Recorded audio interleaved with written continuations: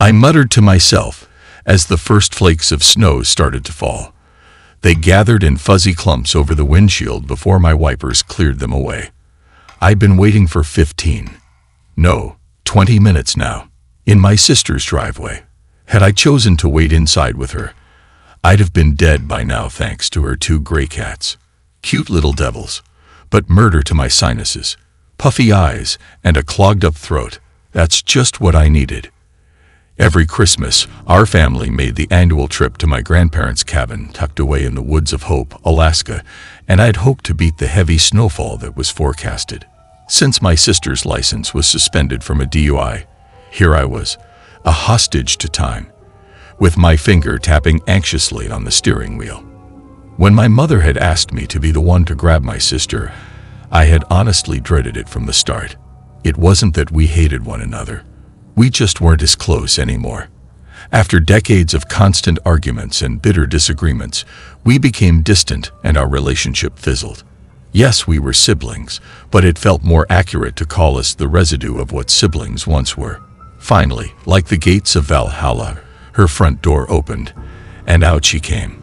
Her hair was forest green. The last time I'd seen her, it had been white. The time before that, it was violet. Got everything? I asked, as she clambered her way into the passenger seat. "Mum," she responded, as she adjusted her glasses and stuffed a few bags in the back seat. And just like that, we were off. Hope was about a 30-minute drive, and it didn't take long for the awkward silence to inflate between us. It didn't help that the radio didn't work in my car, and that the broken auxiliary port made your music sound like it was having a seizure. By the time we reached the turnoff for Hope Highway, the road was turning into a thick white sheet. Thankfully, on Christmas Eve night, the long stretch to Hope's small community was quick and vacant. The cabin was tucked away in a fortress of trees 5 miles off the main road. As I made the turn, my sister cracked the window, pulled out a blunt, and lit it with her lighter. "Want a hit?" she asked. Snow crunched beneath us. "Not while I'm driving. It's a straight path. We're practically there already." She took a drag and blew it out the window. "I want to just focus on this, all right?" She huffed and pushed up her glasses. "If you're that worried, maybe slow down a bit then." There was the jab, a piece of bait to lure me into another fight. But I wasn't going to bite, not this time. She could live with us getting there faster. The drive was almost over, and soon I'd be in a warm living room with my feet up, a spiked eggnog in my hand, and Bobby Helms' Jingle Bell Rock in the air. I could already hear Uncle Jed spouting off one of his crude jokes. "Why does Santa Claus have such a big dude?" My sister shrieked, jabbing a finger in my side and whipping my mind back to the windshield. The car had just finished winding around the thick trail. The large body of a reindeer stood in our path. Eyes wide open and blank, it didn't move as the high beams found it. Snapped into a panic, I twisted the wheels in a desperate swerve. The car veered greasily to the side in a fine spray of slosh. The reindeer, also known as a caribou, remained still, even as the bumper soared inches from its nose. We came to a crunching halt off the main path. "Jesus," I sighed, blessed with relief. "Did we hit it?" "No," my sister said, leaning out the window to check, while exhaling another plume of smoke. I wound the steering wheel back around and pressed on the gas. The wheels shrilled in place, kicking up globs of sleet but not moving an inch. "Perfect," I moaned and unfolded myself from the seat to check it out. The 2 front tires were caked in black slush and practically swallowed in a mound of snow. I kicked at it, trying to clear off the icy debris from the treads and beneath the wheel well. When that tired me out, I resorted to scraping it off with my fingers. "Screw off, Prancer," I heard my sister call toward the dark silhouette of the reindeer, its antlers like gnarled fingers reaching for the treetops. Then she made a sort of startled yip, followed by a "what the fuck?" I looked up from the scrim of snow. The reindeer was now standing tall on both of its hind legs.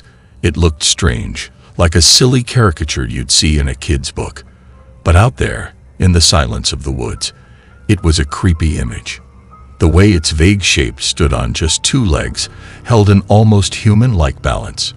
For whatever reason, I realized then it didn't have a tail.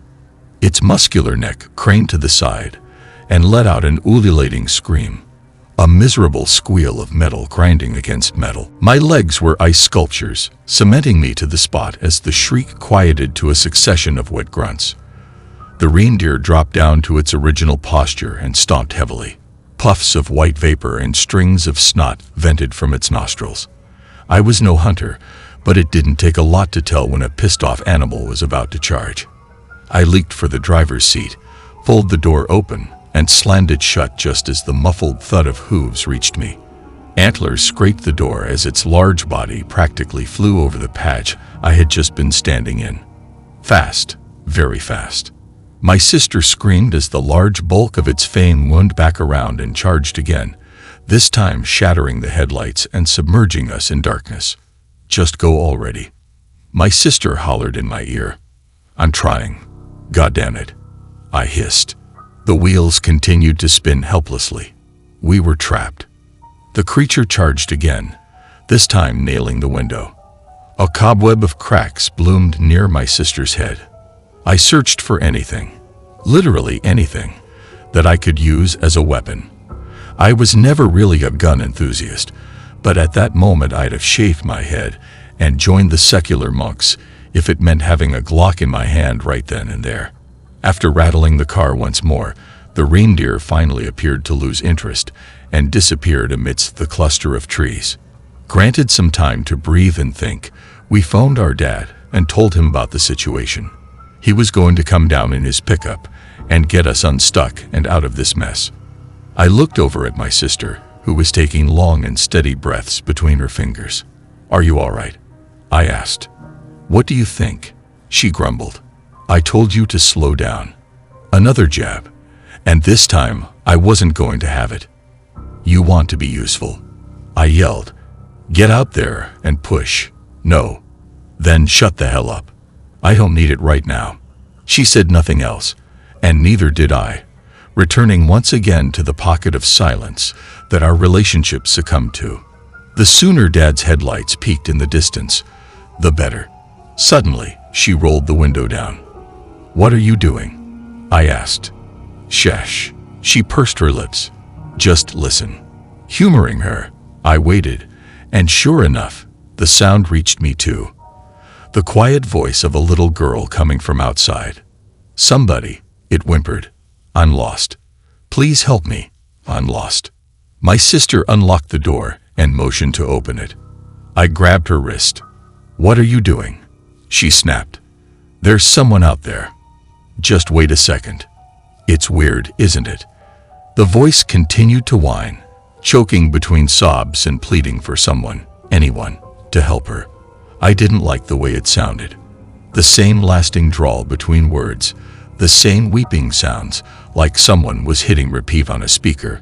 Something wasn't right, and my instincts were hoisting red flags left and right. Then my sister looked at me, and her expression warped into shock.